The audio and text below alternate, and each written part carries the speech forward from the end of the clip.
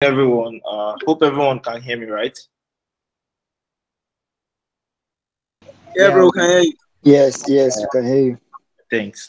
I'll be sharing my screen now. Just one sec. Uh,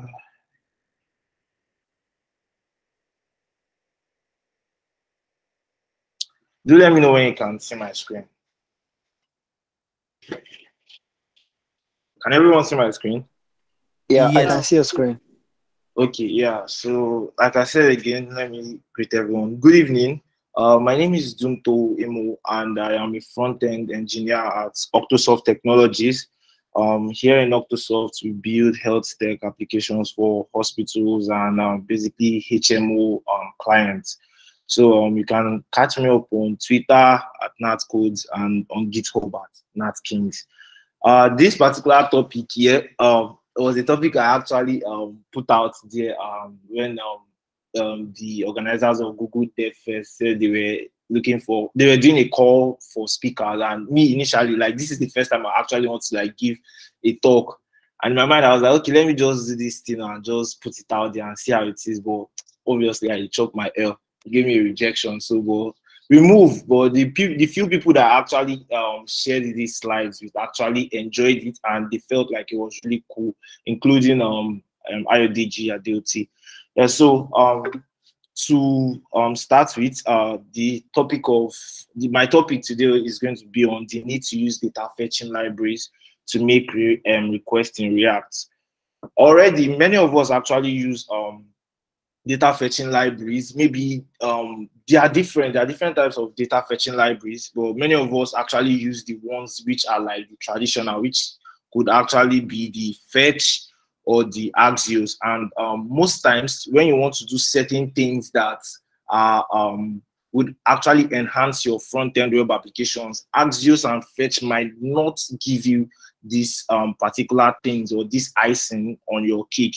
They might not give you these particular things you're looking for. So the best way is to actually use a fetching library, because one, what it does for you is that it's going to it helps your in the bundle size of your application. So you are actually not installing a whole lot of stuff. That's one. Two, the speed of your app is actually better.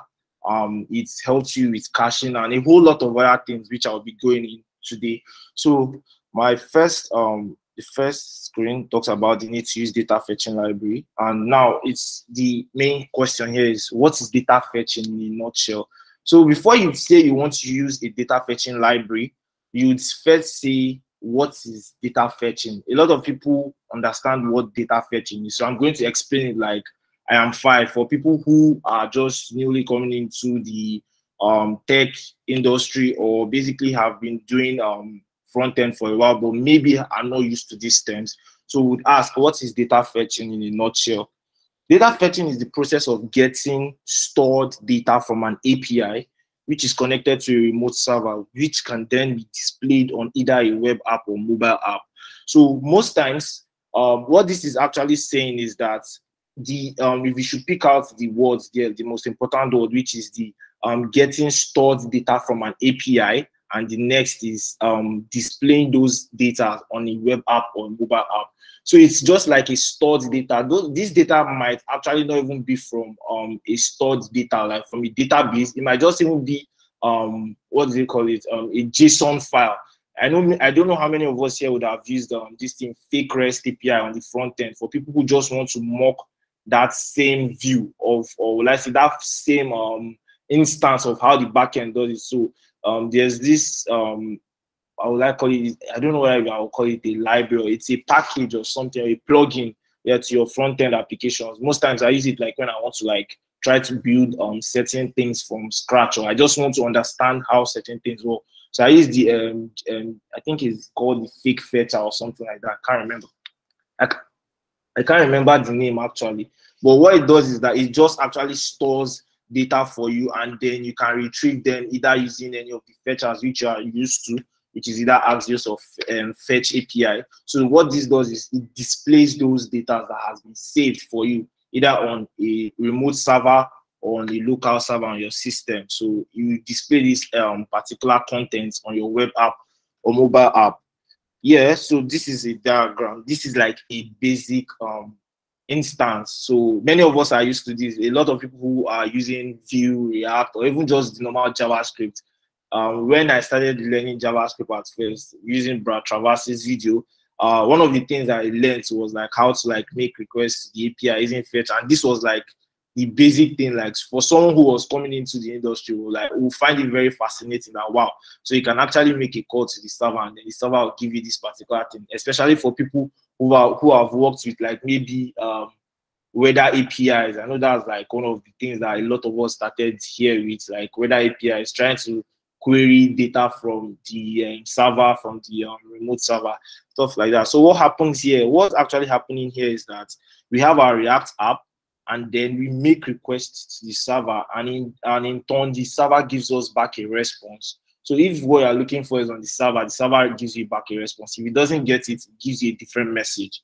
Yeah, I hope everyone is following. Yeah. Yes. Yes. Okay. So now what's this data fetching library all about? That's like a big question. So we've been hearing data fetching library. What is it all about? So data fetching libraries are libraries that handle fetching, caching, background updates, and steal data out of the box. So what this actually does is that these libraries are well enhanced in such a way that they don't just fetch data, but could help you with background updates on your app. Most people that have actually built, would I say, which of these applications? Let me not even go far. Like most people build CRUD applications here, and most times for you to like, let's say you create a particular entry, most people might not see, like initially when most of us start build, like when we started building like front-end applications like via tutorials, you notice like, let's say you're creating a to-do application. One of the things you will notice is that when you create a to-do, except maybe you're trying to do like you're pushing the elements into the array immediately for you to see what you have. But when you're working with a remote server, like you're sending that data to the server, many of us don't when we started, didn't understand the need for that background updates, and like it fetches back in real time. So what that does for us is that when we actually create, or maybe we create an entry which is being sent to the server, so instead of reloading the site immediately, or trying to do a Windows door reload, or trying to use effects to get back that data, what we actually do is just using these data fetching libraries. They actually have a cache revalidation system. So basically, they help you revalidate what you have and then give you the current entry, which is actually coming from the database. So you just see those things in real time instead of doing a Windows reload. I remember starting out, and most times what I had to do was always doing the Windows door reloads to like refer to the app. It got to a point, so even when I was actually working on like a production application, I was even doing that, but I felt like it wasn't really, I felt this wasn't the way it's supposed to be. I was not used to using React Query. I was not even sure whether if I had heard of any of the data fetching libraries. So basically, what they help you do is handle fetching, caching, background update, and steal data out of the box. So let's say you have a list of records, and then for the caching layer, what this does for you on the front end is that when you make a query to the server and it gets that data for you, what happens next is that if you make that same call again with that for that same particular thing, let's say you have like an array of IDs coming from the backend that you call ID1, and it fetches that, it goes to the server, fetches that data for you, and then you know that's you see what you've actually queried or what you asked for. If you try to query that thing again, it doesn't go to the server. There's a layer, there's like a mediator or an intermediary, whereby once that server is made to the what's it called? Once that call is being made to the server, it stores whatsoever response coming from the server to the cache layer. So I'll be showing you that on the next screen. So this is what I'm actually talking about here. So you can take this as the client, and the number of one method here is the request, which goes to the server. You can see the request go to the server. Then you can see the response. Then it's being cached in a storage and then being sent back. You see the fifth one, that's the response, which comes back to the front end. The sixth here is like you trying to make that request now. So instead of you like hitting the server again, It just goes to the storage, checks whether if that data is there. If the data is there, it gives us the response back on the item 8. If you don't have that inside here, it just goes directly to the server, and then it gets that data, stores it in the storage, and then we get the data back on the front end so that the clients can actually see what they are doing. Yeah, so I think this is really understandable for people who actually don't who did not understand what all the things I was saying at the beginning. But this pictorial representation here would give a very good instance of what I've been saying all this while. So now we have types of data fetching libraries and the benefits of using them. So here, I would say for the types of data fetching libraries, we have the Apollo clients for people who use GraphQL. Also, there's the Relay. Relay also is also like a GraphQL client, but I haven't used that before. I've tried using Apollo clients, which actually is awesome. It's actually very nice. Also, there's the SWR, which is being owned and maintained by the Vercel team. So a lot of people who use like Next.js, or maybe even if you just use your CRE or Create Reactor, you can actually use the use SWR. I actually use this on a current project I'm working on, although I was not the one who started the project. So I had a team and I just joined them, and that was what they were using. So I had to adopt that technology.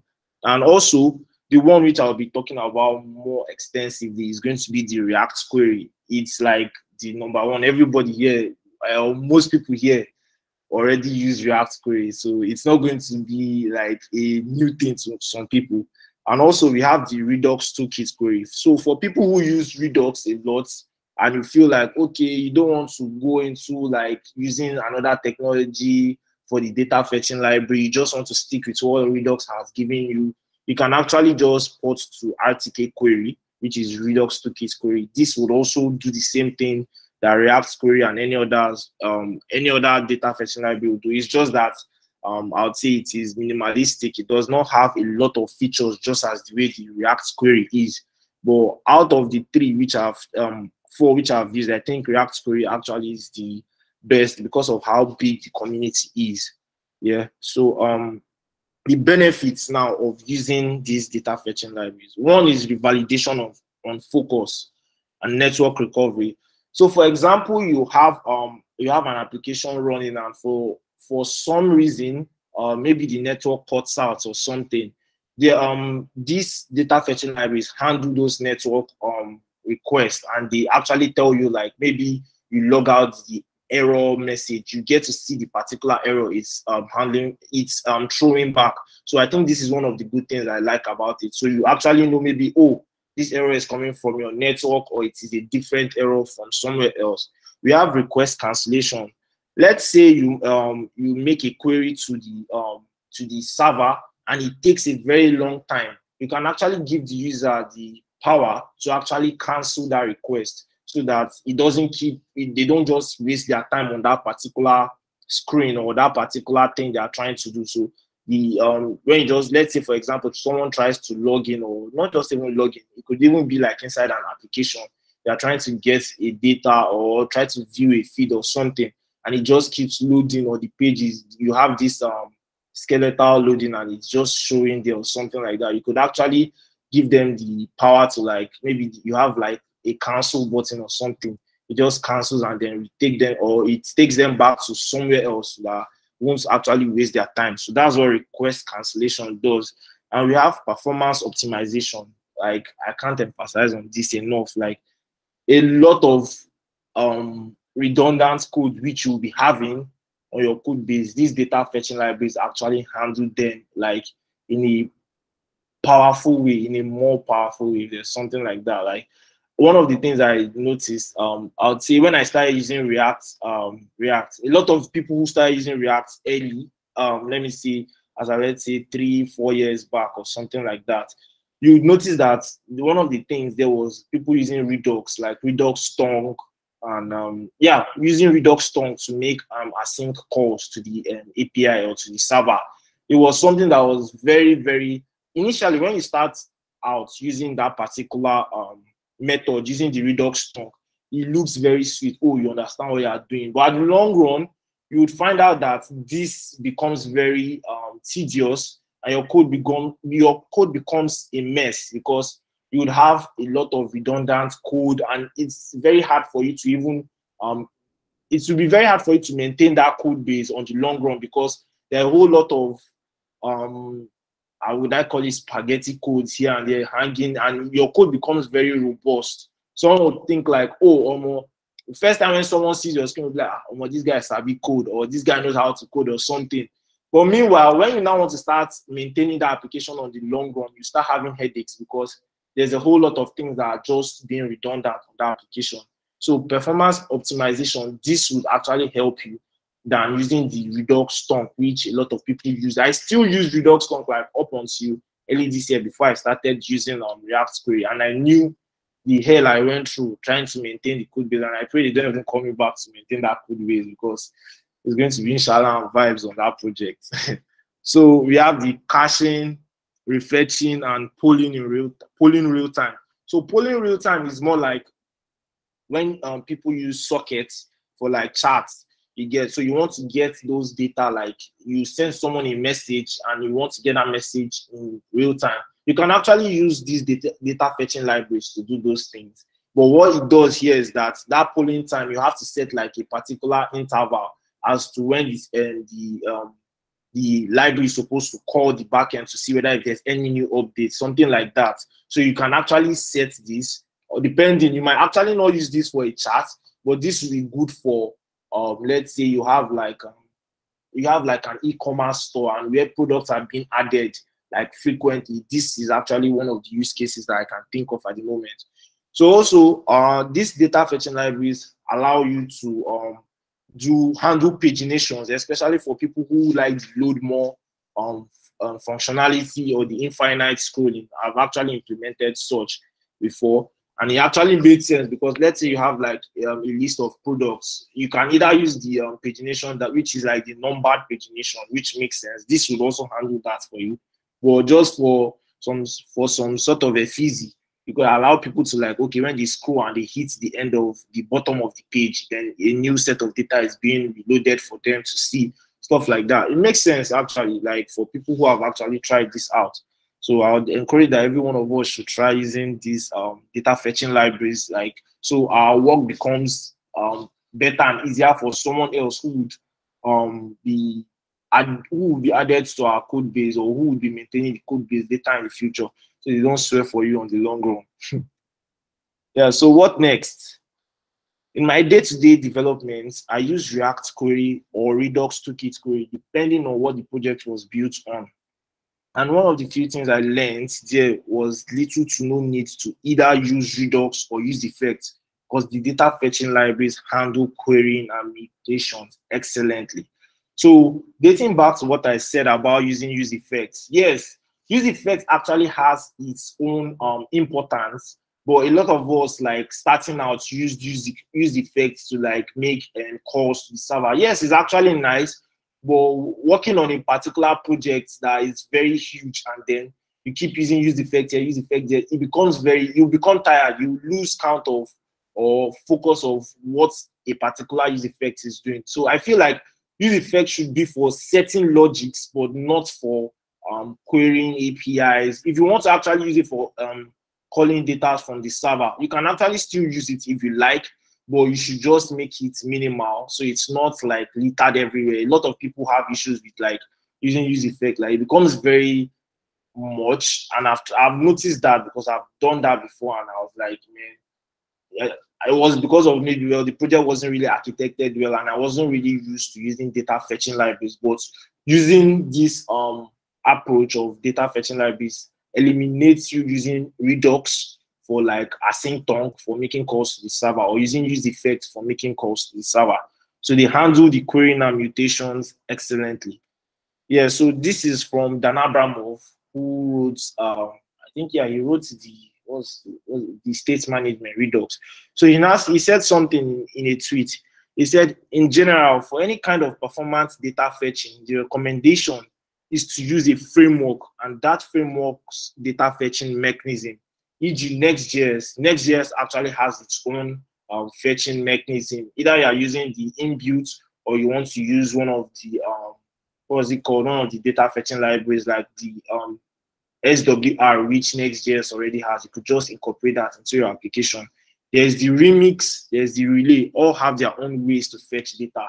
So it's more like do not burden the use effects to be doing all those work. Instead, just use the fetching library, which will just help you get. Also, if any of you have any questions, you can also ask along the line. I'm willing to answer those questions. So this is another this was another thing I saw on React query on Stack Overflow while I was making my research a long time ago. So React query is what you would call a specialized library. It holds an API cache for you, nothing else. And since it is specialized, it does that job quite well and requires less code. So the moment you begin to use React query on your application, it's more like as if a veil has been removed from your eyes. Like you would see the need to not use effects like all over the app. You'll be like, oh wow, it's like that feeling. I don't know that there's going to be this dopamine rush in your brain. You'll be like, wow, so this you can actually make the front end life easier because you doing the what do they call it? You doing the UI conversions is one stress. And then now coming back again to consume APIs, and then you are trying to make the whole thing redundant. It's going to be another stress for you. So why don't you just lessen that burden for yourself and just use a fetching library? Redux, on the other hand, gives you give you tools to just about store anything, but you have to write the logic. So you can do a lot more in Redux, but you have to potentially write codes that will not be necessary with a specialized library. You can use both of them side by side, API cache in React query and the rest of your global state in Redux. So this is one thing I actually I imbibe while building my front-end application. So I know that, yes, there are a couple of state management library outside there. There's the Zostand, there's the Recoil, there's the Redux toolkits. Like there are a couple of them, a lot that I think there are even still some that are still coming up.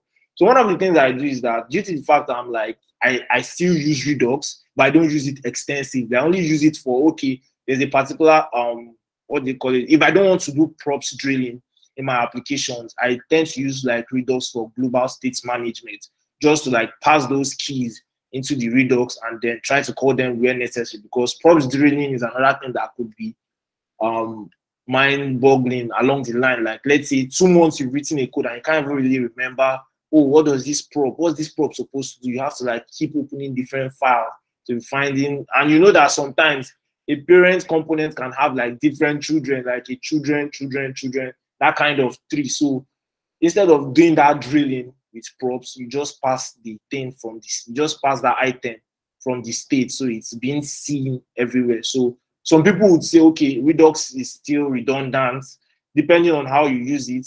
Some people would still prefer to use context. I've not used context before, but I think it still has that same whole idea about storing data or having states.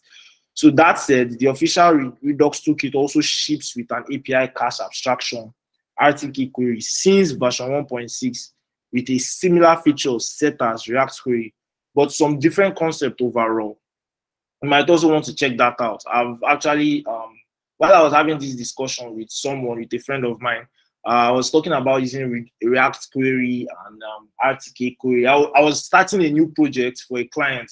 So I was contemplating on which one should I use. So the developer I was working with was someone who loved using use effects. Like, and me, when I started using it, initially I started with it, but I now noticed I was like, I'm not ready to go into this rabbit hole. And I immediately switched to using RTK query. In less than 30 minutes, I already had it up because I was using Redux toolkit already. So it's just very easy for you to spin up for people who want to use it. And I felt like it saved a lot for me, because while I was trying to, one of the things it did for me was that I was able to write code faster and not think about, oh, I would have to go and make this particular logic that would be able to fetch data, or is supposed to post the data. So I was not thinking about that anymore. I was like, okay, I already have this call from the server here. The only thing I just need to do is import the particular mutation that does that. And I think that was really one of the good things using the RTK query.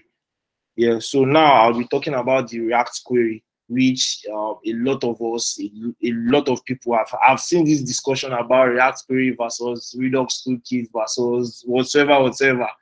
All these tools are just a means to an end. So for the people here, like Victor, that likes arguing about he does not like React Redux toolkit query, all these things are just tools. Just your own is just to do your work. The client does not care whether you are using React query, Redux toolkit query, but just use something that actually favors you.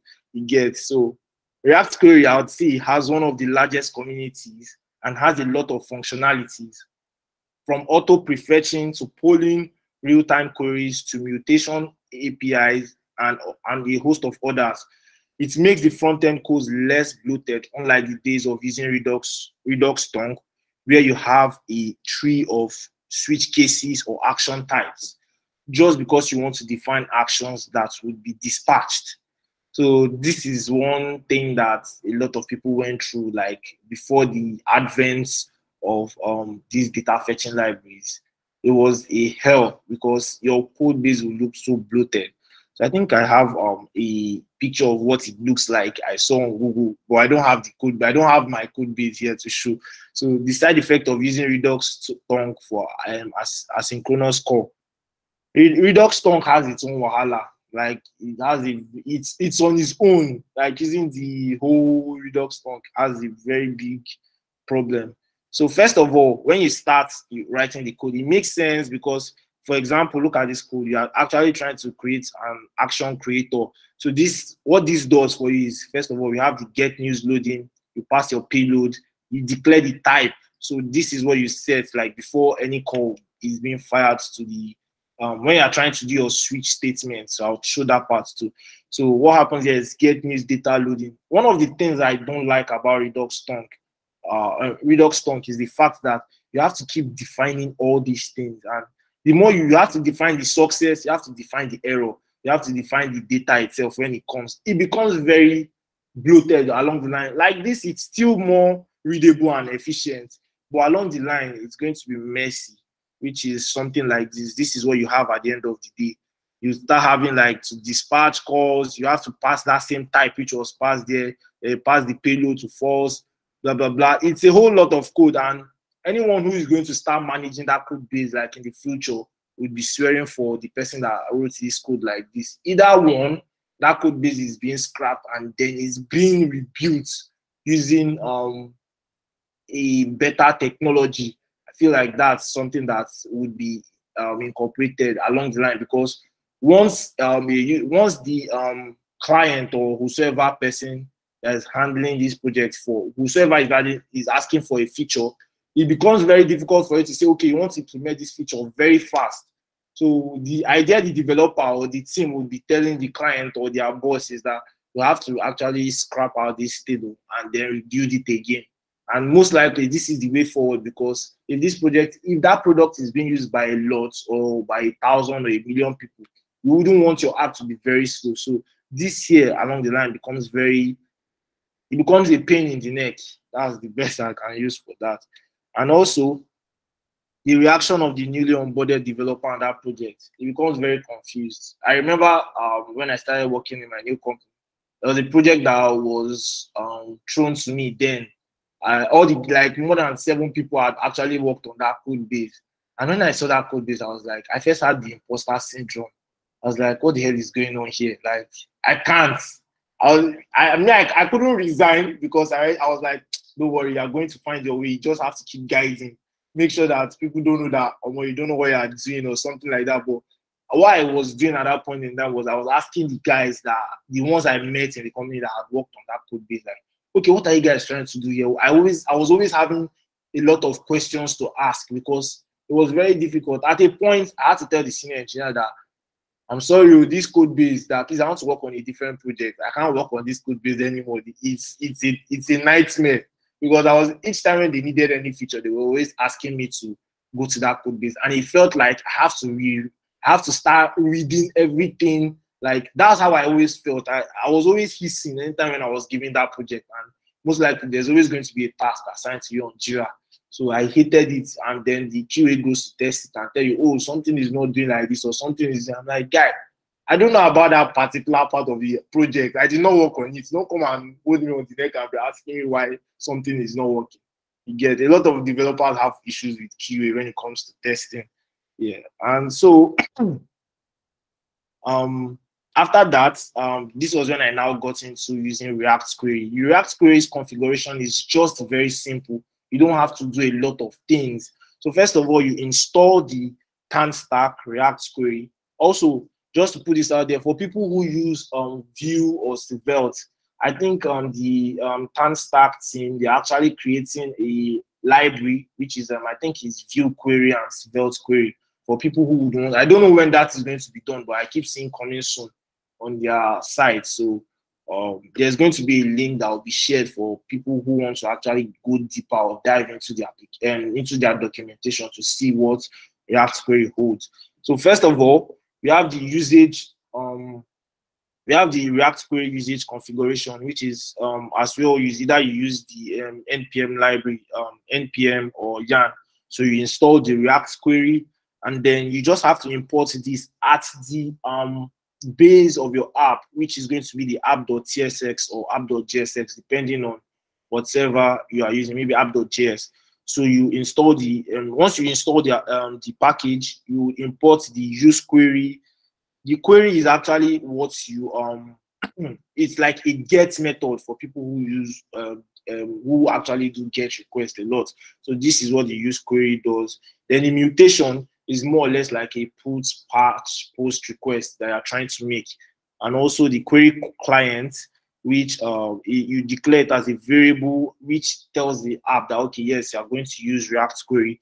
And then you use the query client provider, which is like a wrapper around that particular app. So for here, this is like a to-do that someone is actually trying to build the components. So for your app, since you know your app holds everything, you just wrap the client provider around that app so that it's seen globally around the whole application.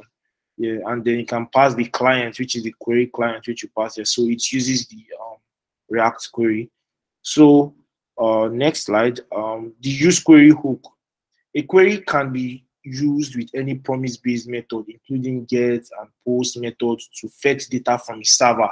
So if you are making request or something like that, any type of request you want to make, you can actually use the use query. Personally, me, I use use query a lot when I want to work on get requests, but the post I've really not tried it, but I think there should be a way. I think I've not encountered anything that will make me use that, but a lot of the get requests I make is always with use query. And this is what it's going to look like in the usage. So we have our function here, which is the to-dos, I would say the components. So we have the from the use query, you can actually destructure out different APIs that is being exposed by the Tanstack query team. So you can destructure out the is loading. So instead of you passing set loading equal to 4, set loading equal to true, you don't need that anymore using use states. So you just pass the is loading on the button. So for every time you click on that button and that action is being made, the loading begins to, the spinner or whatever you put there as like a representation will begin to load until the end. At the end of this is loading is going to be is a Boolean type. So once it's done, it changes back the type to false. You get, and so we have the is error. This is basically going to give you the error that you are getting from the maybe you make a call and that call, or you do a push request and that particular request now does not it takes a lot of time or does not succeed. You actually can call or console log out the is error so you see what you're actually doing.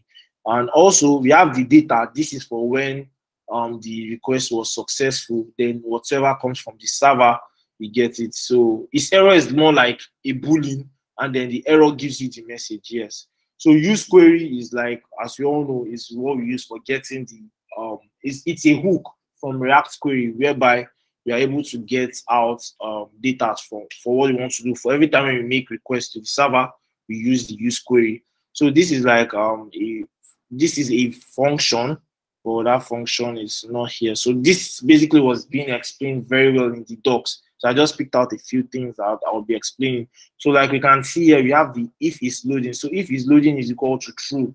It returns like a span element which shows you like the loading on the screen. And if it's error, then we now throw out the error dot message which comes from this guy. And then if there's a data after everything that has been done, if there's a data, we just map through and then get a list of our to-dos. Yeah, so the use query hook, this is how it is.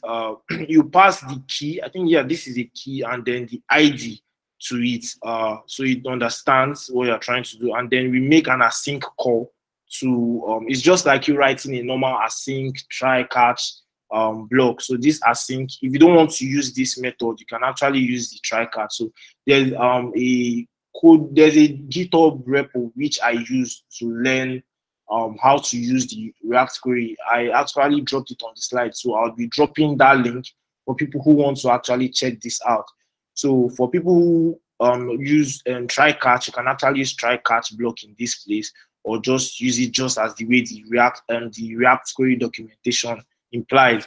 So you have your response, which then is being awaited. Then you get back all the to-dos with the to-do ID based on the particular to-do ID. And then if response.ok is not okay, then throw new error, network response was not okay, or else return response.json. So it gives you back maybe a particular the data in a JSON format, which maybe you can actually what's the word, you can convert to back to what's the name, back to the JS object or something you need. So what may I do in most cases is I use Axios and React query together. I set up my Axios configuration, and then I use it with what they call it, with React query. In this situation, they're actually using fetch. So me, I use Axios most times because of how it handles. I think Axios is by far better than fetch in my own opinion.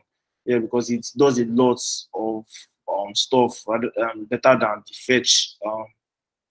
the fetch API. So now the use mutation hook. Unlike queries, mutations are typically used to create, update, delete data, or perform server-side effects. For this purpose, React query exports a use mutation. So this use mutation is what we use when you're actually trying to create, or I don't even really say create. So let's say a good instance of where you use mutation is when you try to log in. So you're actually going to be passing the body of that particular, the body is going to be like the email and password. So that's what it is. Yeah, so this is where a mutation is being used. So you call your const mutation, you call the mutation, you declare a variable, and then pass the use mutation. This is the argument which is going to be passed into this axios.post. So we have our base URL, and then this new to do that you're seeing here is like an object which is going to be holding the title or whatsoever of that to do is going to be. So we have mutation dot is loading. So if it is if that mutation is trying to get the, if it's trying to add data, you just do mutation dot is loading, and then it's a ternary statement. So it just tells you first of all adding to do. It's just like more like a it helps the user understands, okay, this thing is in process, and then what if it doesn't get a successful message, or if it wasn't successful, you use the mutation dot is error, and then it tells you, oh, an error occurred or something like that. If mutation is success, it then tells you to do added, and then or else no, it doesn't display anything for you. And then you have your button which you can pass and on click. Then you can call the mutation dot mutate. So inside this mutate now, we pass in an object which is going to be the ID, which is going to be like the new date. For example, they're actually using the new date as an ID, and then the title. That is what is being passed into the new to do, which you can all see here. So it's just a way of making those posting those requests to the server, so the server can actually save those data. Yes. And the good thing is React query is the icing on our cake. So once you start using not just only React query, any of the data fetching libraries that you use, once you start using it, your app becomes less bloated, and it becomes easier for anybody to navigate around the app. As far as the person understands that data fetching library, it's just easy for them to just navigate through and be like, okay, this is what they have done here. Okay, I know this is what I'm coming here to do. Everyone becomes happy, and yourself, you become very happy with yourself. So these are the helpful resources which I used while learning. So one of them is the tanstack.com query. That's the React query. Yes, and then we have bye-bye.dev, so which explains about React data fetching libraries for people who want to like go and check this out. And then this was the repo that actually helped me when I wanted to go into, I really wanted to understand how React query works or you implement them on a production application. So this is where I would draw the curtain to my talk, and I hope everyone actually understood what I brought. Yeah, thanks.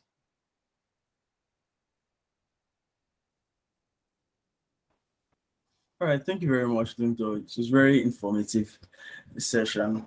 I'm very sure I'm not the only one that loved the session. I actually learned a lot. This React query of a thing. And as Isaac said, it seems like React query sponsor this meet. Yeah, so far I'm more likely to make use of React query. If anyone has a question, please you can click on the raised hand button at the bottom center. See that hand icon, just click on it and then we'll answer your question. So we have a question, Dumto, by Victor. Victor, one.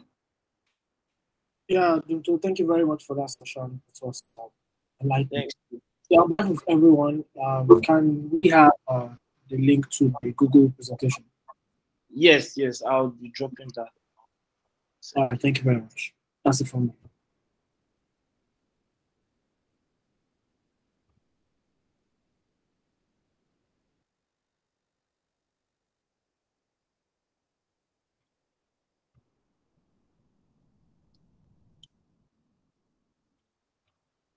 All right, does anyone have any other questions?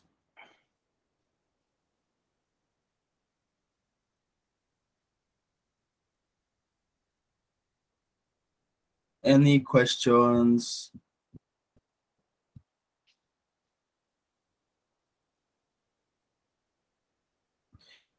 Okay, we don't have any questions so far.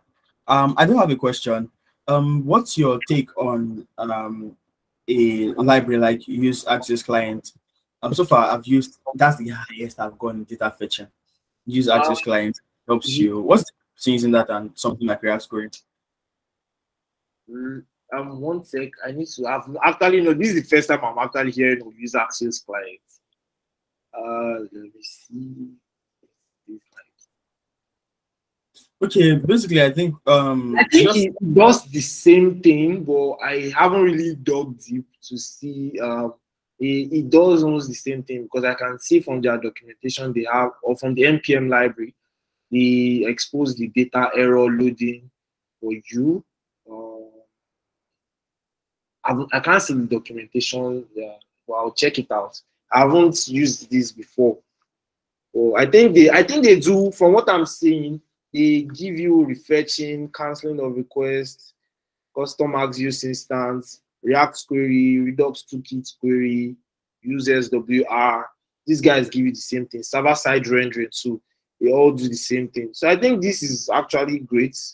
But I'll still say the biggest in the community is React query, because there's a whole lot it offers you. And from what I'm seeing from the use Axios clients, it's limited, just like the way Redux toolkit query. Redux toolkit query too is coming up, but I wouldn't say they are a match for React query at this point, because that particular package has actually had a very big community. So I feel like there's going to be a lot of open source contributors on it. So, yeah, and most times one of the things I do is that I go to their issues section on GitHub, and I see that when I want to implement, so for example, I was trying to implement something on Redux toolkit query.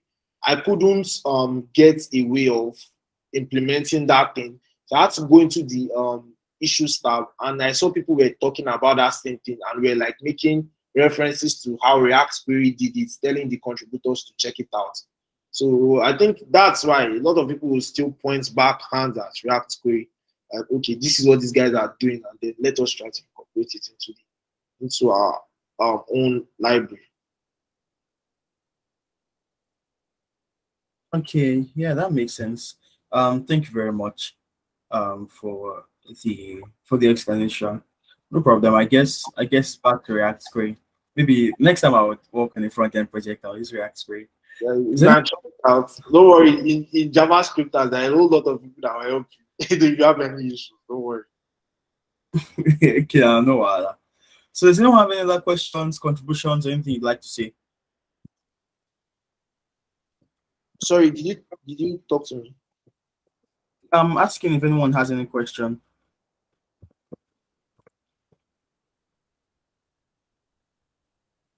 No one has a question.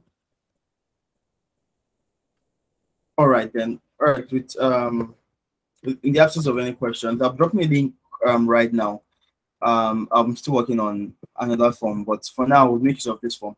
If you want to speak for any topic in the future, you can please fill this form. If you have filled this form before, maybe because you wanted receiving updates, I'm not using anymore for updates. It's basically if you want to speak.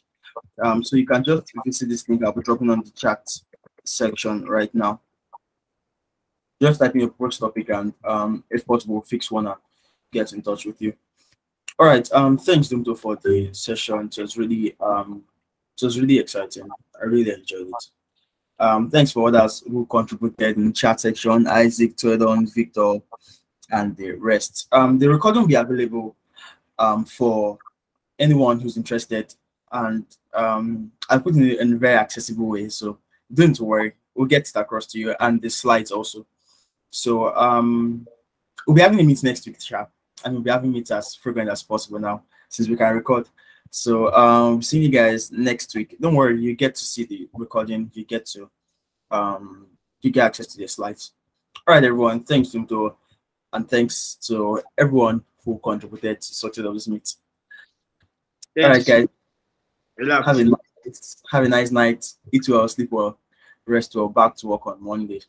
Bye. Bye, everyone.